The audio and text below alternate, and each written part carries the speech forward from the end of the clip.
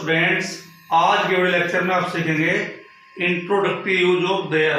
There का प्रारंभिक प्रयोग, introductory use of there, introductory use of there. या ये भी कह सकते हैं, जब हम देयर का प्रयोग करते हैं तो हम कह सकते हैं subject is not in action. Subject action में नहीं है, सब्जेक्ट कोई कार्य नहीं कर रहा है। सब्जेक्ट का काम होता है कार्य करना। जिस तरह से वह स्कूल जाता है, ही गोज टू स्कूल, उसने क्या काम किया? स्कूल जाने का काम किया। वह चाय पीता है, ही टेक्स टी, उसने क्या काम किया? चाय पी। गोपाल मुझे पढ़ाता है, गोपाल टीचेज मी, गोपाल ने क्या काम किया? मुझे पढ़ाया। लेकिन जब हम देयर का प्रयोग करते हैं तो सब्जेक्ट एक्शन में नहीं होता, सब्जेक्ट निष्क्रिय होता है, यानी कि या तो होता ही नहीं, अगर होता भी है तो कोई कार्य नहीं करता है। इस तरह के सेंटेंस में देयर का प्रयोग होता है। बहुत ही अमेजिंग और इंटरेस्टिंग तरह के सेंटेंस होते हैं। और जो हाई स्कूल और इंटरमीडिएट में स्टोरी बनाने के लिए आती है, 10-12 मार्क्स की, 10-12 नंबर की स्टोरी आती है, उसमें देयर का how many, how much, there, इसका बहुत बड़ा योगदान है। तो एक तरह से ये स्टोरी टाइप सेंटेंस होते हैं। हिंदी टू इंग्लिश ट्रांसलेशन करने के लिए आता है, उसकी इन्हें सीखना बहुत जरूरी है। बहुत ही इंटरेस्टिंग और अमेजिंग सेंटेंस होते हैं और इनका स्पोकन इंग्लिश में भी बहुत बड़ा योगदान है। जिस तरह जब हम इंटरोगेटिव वाक्य बनाते हैं देयर का, तो हम पूछते हैं किसी से how many members are there in your family, तो ये इंटरोगेटिव सेंस होगी एक तरह से। तो तुम उत्तर दे सकते हो as in my case there are 5 members in my family. इसी तरह से how many teachers are there in your college, तुम्हारे कॉलेज में कितने अध्यापक हैं? There are 25 teachers in our college या इन माई कॉलेज, इस तरह कह सकते हैं। ये संख्या के लिए है। और क्वांटिटी, मात्रा के लिए भी सेंटेंस होते हैं। How much sugar is there in this pot, इस बर्तन में कितनी चीनी है, इस तरह से। तो पॉइंट पर आते हैं, देखते हैं ध्यान से। बहुत ही इंटरेस्टिंग अमेजिंग सेंटेंस होते हैं। आपको वीडियो को शुरू से आखिर तक देखना है। और यदि अभी तक आपने हमारा चैनल सब्सक्राइब नहीं किया है, उसे सब्सक्राइब करें और बेल आइकन दबाना न भूलें, ताकि लेटेस्ट अपडेट आप तक प्रतिदिन पहुंचती रहे। देखते हैं पहला सेंटेंस। दो भाई हैं, इसके अर्थ में जाइए आप। दो भाई हैं वो दो भाई, काम कुछ नहीं कर रहे। देयर आर 2 ब्रदर्स, मतलब काम करने का वर्णन नहीं है। Subject is not in action, subject action में नहीं है। दो भाई हैं, देयर आर 2 ब्रदर्स। तो इसमें सबसे पहले क्या करना? सब्जेक्ट के स्थान पर देयर आ जाएगा, उसके बाद helping verb is, am, are, was, were, will be, shall be, उसके बाद ऑब्जेक्ट। देयर आर 2 ब्रदर्स, ये भी कह सकते हैं 2 मित्र थे। देयर वर 2 फ्रेंड्स, एक राजा था। देयर वॉज अ किंग, एक मंत्री है। There is a minister. दूसरा सेंटेंस देखते हैं। एक राजा था, देयर वॉज अ किंग। आपको टेंस का ध्यान रखना है, बस सेंस देखनी है कौन से टेंस में है। इसमें पास्ट सिंपल पास्ट है, इसलिए वॉज। पहले में सिंपल प्रेजेंट था, इसलिए आर। बाग में आम के कई पेड़ हैं। There are many mango trees in the garden. There are many mango trees in the garden. बहुत ही अच्छे सेंटेंस। जंगल में एक शेर था। There was a lion in the forest.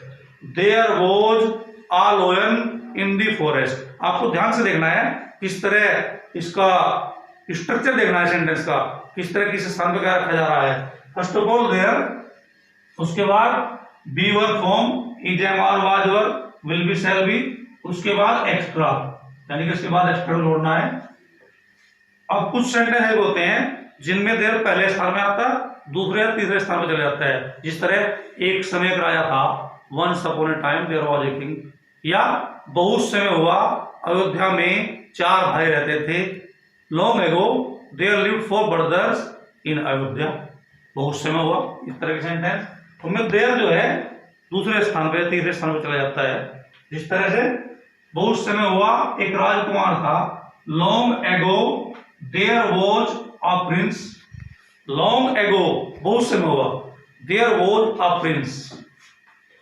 एक समय की बात है, किसी नगर में 2 मित्र रहते थे। इसमें देखना आपको ध्यान से, इसमें बी वर्ब फॉर्म का प्रयोग नहीं करेंगे क्योंकि वो पास्ट इंडेफिनिट का वाक्य है। रहते थे, लिव मिस रहना, लिव मेन वर्ब है, और second form lived past indefinite का वाक्य है। एक तरह से once upon a time there lived two friends in any city. Once upon a time there lived two friends in any city. कुछ विशेष प्रकार के वाक्य बताऊंगा आपको, बहुत छोटे लेकिन बहुत ही इंटरेस्टिंग और अमेजिंग तरह के सेंटेंस जो देयर से बनते हैं। जिस तरह देखो कितना अच्छा सेंटेंस है, शाम को एक मैच है, शाम को एक मैच है, there is a match in the evening. ऐसा वाक्य भी देयर से शुरू होता है। देयर का प्रयोग जो है इंग्लिश में बहुत ज्यादा होता है, देयर का प्रयोग, और देयर से बनने वाले सेंटेंस बहुत ज्यादा इंपॉर्टेंट होते हैं बोर्ड एग्जाम में भी और कॉम्पिटिटिव इंग्लिश में भी। देयर को हम नेगलेक्ट नहीं कर सकते। देयर का प्रयोग जो है बहुत जरूरी है। स्पोकन इंग्लिश में तो बहुत ही जरूरी है। क्वेश्चन जब पुटअप किया जाता है इस तरह के क्वेश्चन में, तो देयर का प्रयोग बहुत ज्यादा जरूरी है स्पोकन इंग्लिश के लिए भी। स्पोकन इंग्लिश सीखने के लिए use of there, use of how many, how much, use of about to, use of how to, use of begin to, इस तरह के स्ट्रक्चरल सेंटेंस बहुत ही इंपॉर्टेंट सेंटेंस होते हैं। अगला सेंटेंस देखते हैं, एक सप्ताह में 7 दिन होते हैं। बहुत सिंपल सेंटेंस है, there are 7 days in a week. There are 7 days in a week. इसमें कोई शक नहीं है, कितना अच्छा सेंटेंस है, इसमें कोई शक नहीं है, बिल्कुल स्पोकन सेंटेंस है, इसमें कोई शक नहीं है। आप किसी भी बात पर कह सकते हैं कि इसमें तो कोई शक नहीं है। There is no doubt in it. There is no doubt in it. No means कोई नहीं। हमारे देश में कितनी नदियां हैं, ये क्वेश्चन पुटअप किया गया है, हमारे देश में कितनी नदियां हैं।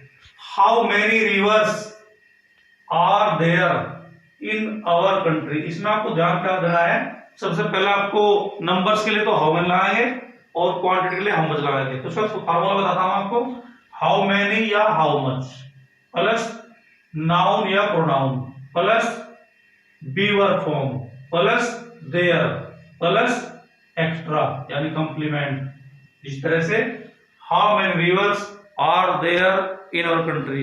आप क्वेश्चन बहुत सारे पुटअप कर सकते हैं। How many teachers are there in your college.